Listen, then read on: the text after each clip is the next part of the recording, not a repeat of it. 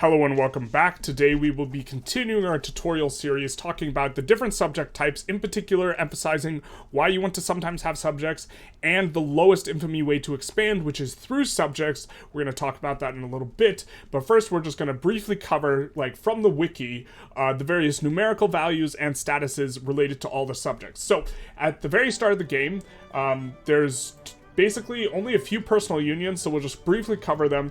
I think it's the Duchy of Finland, Schleswig-Holstein, or all these Steins or whatever up here are personal union with Denmark, and then Great Britain has a personal union over Hanover that breaks once the king dies. For the most part, you don't need to worry about it too much. It is, I think there's only recognized countries that have it, but it can be Overlord type any. There's no way to create personal unions, so you don't need to worry about it too much. Moving into the other ones for Overlord type, for unrecognized countries, you will have tributaries and vassals. A tributary is the one you acquire diplomatically. For all of these subject types, they pull you into the customs union. This is an important and defining feature, and do other stuff as well. The tributaries will be the ones acquired diplomatically, and the vassals will be the one acquired militarily.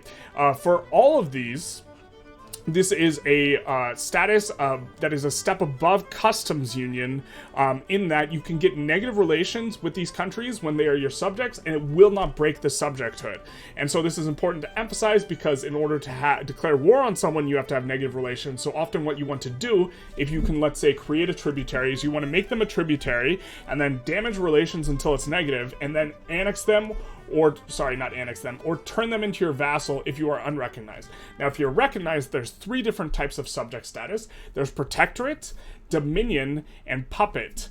In order to kind of differentiate between the two, we got to talk about what autonomous means. So an autonomous country can declare their own place, okay, and they are not forced to join all of yours. So for the main difference between a Dominion and a Puppet is a Dominion doesn't have to join your plays, and they can make their own plays. So for example, Great Britain at the start of the game starts out with the Dominion in the East India Company.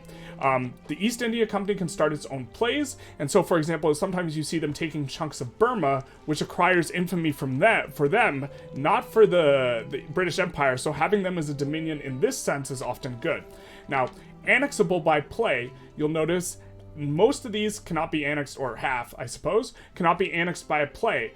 Protectorate and Tributary cannot be annexed by a play. However, once you have a Protectorate or a Tributary, you can damage relations and then turn them into a Dominion or Vassal, and then annex them afterwards. So it's just going to be another step and another war in order to get that.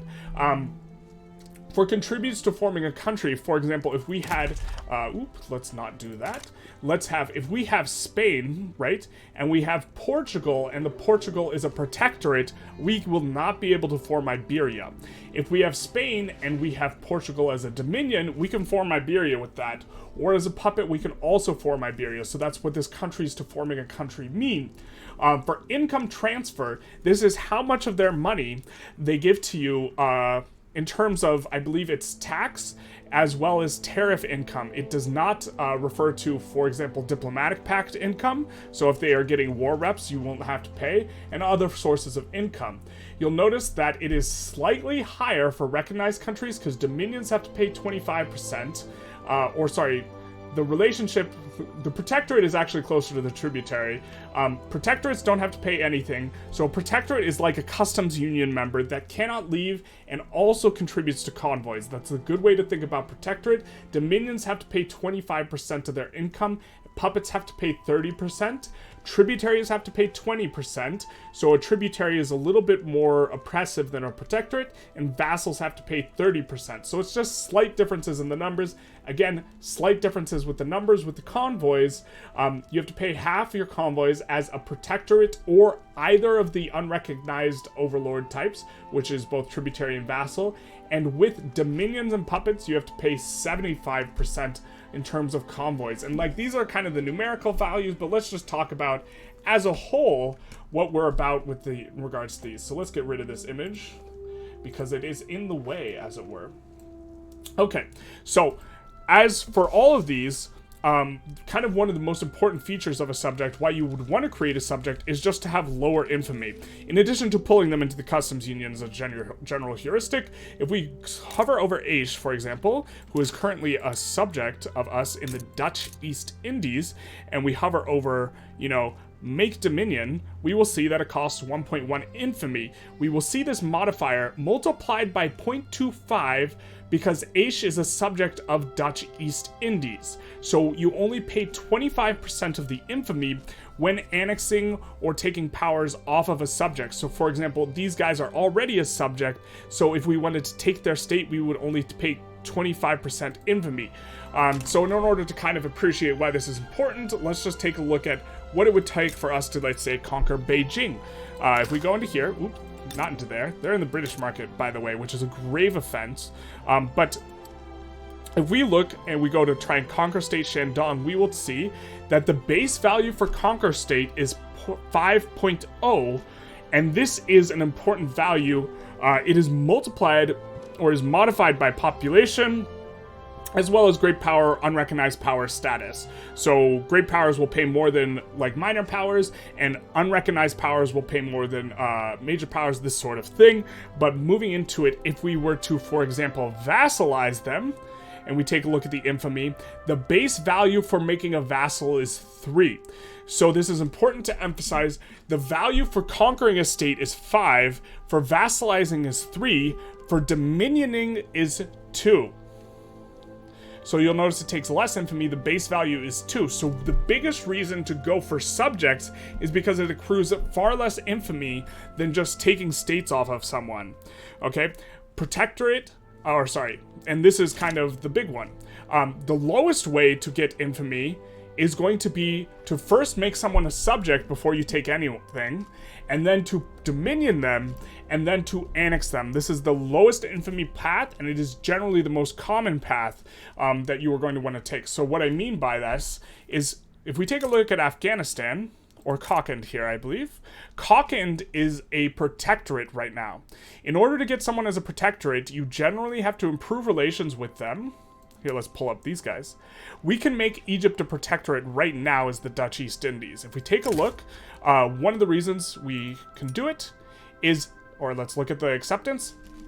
Generally speaking, you have to pull them into the customs union first, then you have to get really friendly relations with them, improve a whole bunch of stuff, and then they will be willing to join as a protectorate. Now, if you take a look, protectorating someone costs infamy. The base value is 5, completely independent of population.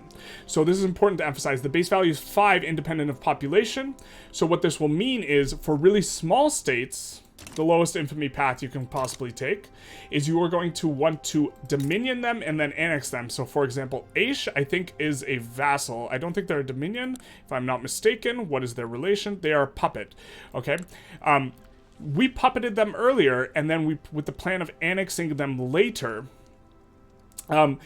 if the subject is a low infamy, or sorry, if the overall amount it takes to dominion is lower than 15 or thereabouts, it will be cheaper to dominion them and then vassalize them. For Egypt, if we take a look at how much it costs to dominion them, we will see that it's 45 infamy, base value of 2, multiplied by 32.67 due to the population of the target. However, if we protectorate them first, taking a look here, we're going to use the obligation, we're going to protectorate them. We're going to wait a little while in game for this to happen. We will see that it gets modified in Egypt. Now, it was 45 earlier, and now if we go to Dominion, it's only 11 infamy because it is modified by 0.25 because they are a subject of the Dutch East Indies. So we accrued 5 infamy now, which is why it's 15 is kind of the magic number, and we are going to only accrue 11 to dominion them after paying the initial 5 infamy. Okay, so this means it's all about just keeping the infamy low as far as why you want to make someone a subject as opposed to just taking the dirt from them. Because if we wanted to take all the dirt from Egypt beyond them just having too many states to take, it would be an enormous amount of infamy because it's based off the base 5 instead of the base 2 of dominioning. Because again, we hover, the base value for making dominion is 2, the base value for taking states is going to be 5. So this is a big reason why you want to do this. Okay, if you do the math out for protectorating, then dominioning, and then annexing, you pay a total of 35% of the cost of straight up annexing.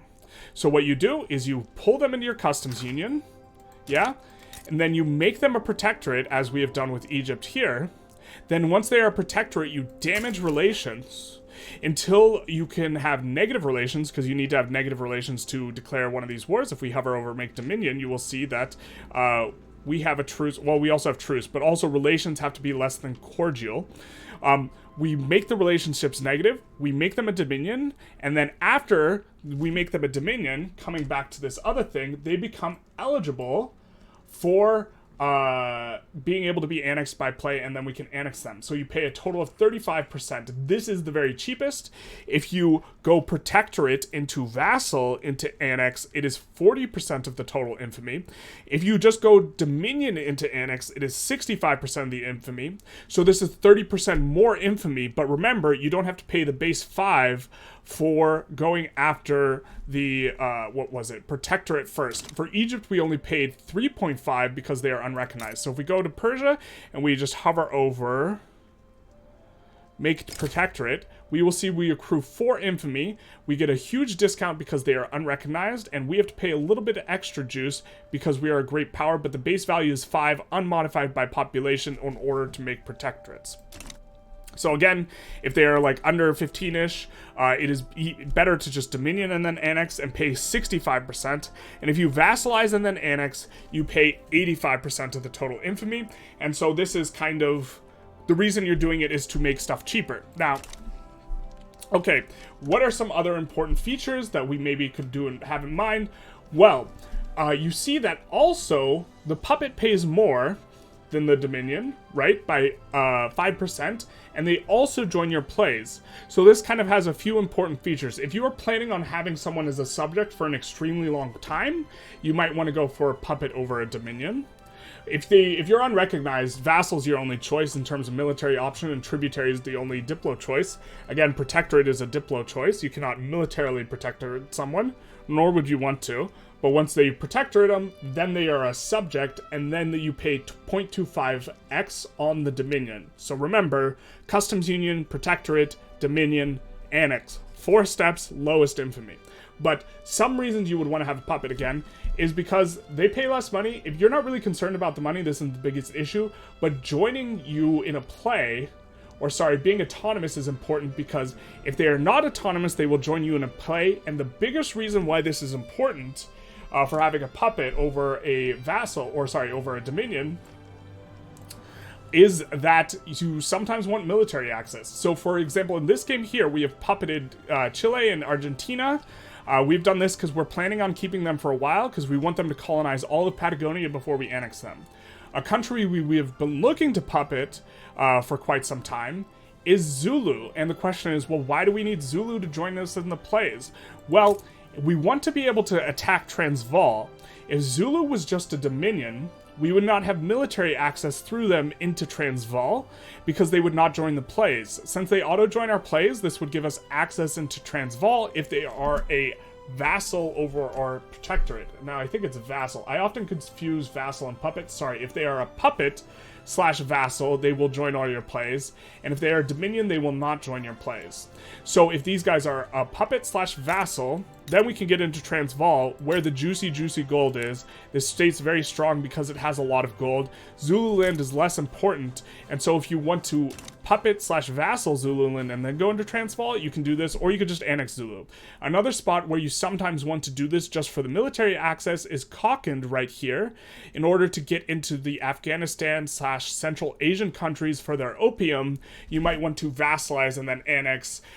You pay 85% infamy for vassalizing and then annexing, but overall this is less than 100%, and also it allows you to take smaller chunks. You know, you pay the 0.2 you pay the base value of 2 infamy or the base value of 3 infamy for taking province, or from vassalizing / dominioning, and then you can just let your infamy decay for a bit and then annex them later. So another reason to do it is it lets you go in smaller chunks in terms of the infamy when you go puppet / dominion / vassal first and then annex, as opposed to just taking all the states. Is another reason to kind of play it like this. But these are the main ideas behind the different subjects. For the most part, you don't really... In my opinion, the money is not really the important feature, so much as the military access and the infamy. And the big reason to make subjects at all in the first place is to just be able to decrease the infamy as much as possible. Often, if a state has really, really important resources, you might just want to annex it anyways, like Transvaal. They have gold, you might just want to annex it anyways, but if you want to minimize the infamy, then you want to do it this way. Just general heuristics for infamy. Infamy is based on population, and so oftentimes what you want to go for in terms of infamy is you want to go for states that have extremely high resources relative to their population, or, and you might notice this with the Chinese states, there is a cap to the population modifier. So if we go to conquering, let's say, Shandong, almost all the Chinese states will cost the exact same amount because the total population cap is 5. And so oftentimes when expanding, you either want to go for low population, high resource places, or just extremely high population places. Anyways, also just quick rundown, the lowest infamy way to do anything, any sort of annexing, is to Protectorate first, assuming it costs less than 15 infamy in order to dominion them in the first place. If it's less than 15-ish, dominion them first and then annex. If it's more, then you want to pull them into a customs union. You can do this by improving relations and increasing trade volume until they are willing to accept it. I don't have a good example of one who's not in the customs union. I think Persia's in the customs union. If we take a look, they do not want to join our customs union for a variety of reasons. If we did a large volume of trade with them, and we bankroll them, and we get obligations, this is a good way to dominion them. I guess we should talk about bankrolling really quick. If you bankroll, it will give you a chance at getting an obligation every tick. For almost all of these, if we take a look, they can be like minus 150. Having an obligation will give you an additional 50, which makes pulling them into the customs union easier. Then once you pull them into the customs union, it gives you another plus 10 to protectorating them. So you want to go customs union, protectorate. Protectorate, for the most part, you should think of it as a customs union you can't leave. And then you damage relations with the protectorate. Then you turn them into dominion, and then you annex them. And this is the lowest infamy path. The main reason to want to just vassalize is if you are not planning on annexing. So for example, Zulu, we were never planning on annexing because we want to just be able to push into Transvaal. It's Transvaal we're after. And for Argentina and Chile, we don't want to annex them immediately or in the near future because we want them to colonize all this so no one else can colonize it because they have colonial claims here. Anyways, hope this helped. Feel free to like, comment, subscribe. If you have an idea for something you want explained in a tutorial, feel free to post it in the comments below, and have a good one. I guess I'll just post this up here just really quick so you can take another quick look, and then have a good one.